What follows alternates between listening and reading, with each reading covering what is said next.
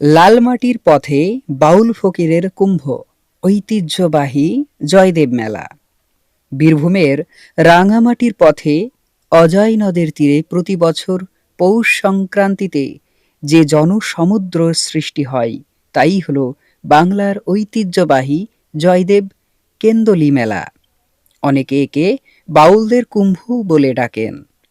কেবল মেলা নয়, এটি বাংলার লোকসংস্কৃত ও আধ্যাত্মিকতার এক অনন্য মিলনক্ষেত্র।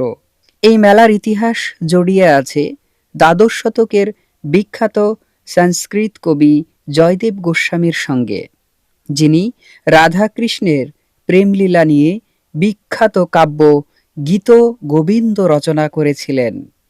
জনশ্রুতি আছে কবি জয়দেব প্রতিদিন অনেকটা পথ হেঁটে গঙ্গা স্নানে যেতেন। বৃদ্ধ বয়সে তার পক্ষে আর যাওয়া সম্ভব হচ্ছিল না।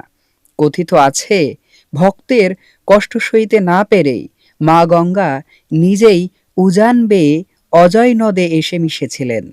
সেই স্মৃতিতেই বহু শতাব্দী ধরে এই মেলা হয়ে আসছে। বাংলার পঞ্জিকা অনুযায়ী পৌষ সংক্রান্তির দিন, সাধারণত ইংরেজি ১৪ বা ১৫ই জানুয়ারি, খুব ভোরে অজয় নদে পুণ্য স্নানের মাধ্যমে মেলার সূচনা হয়। সরকারিভাবে মেলাটি ৩ দিন ধরে চলে, তবে এর রেশ থাকে প্রায় ৫ থেকে ৭ দিন পর্যন্ত।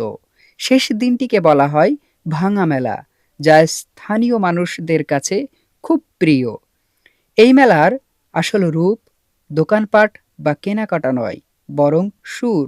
প্রায় ১৬০টিরও বেশি আখড়াই দেশি বিদেশি বাউল, ফকির এবং কীর্তনিয়ারা এখানে জড়ো হন।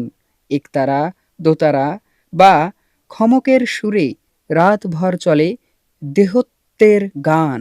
অজয় নদের ধারে ধুলো মেখে গড়াগড়ি দেওয়া বা ধুলি স্নান এখানকার এক বিশেষ রীতি। যারা এই মেলা আগে আসেননি তাদের কাছে এই আধ্যাত্মিক পরিবেশ এক নতুন অভিজ্ঞতা জন্ম দেবে।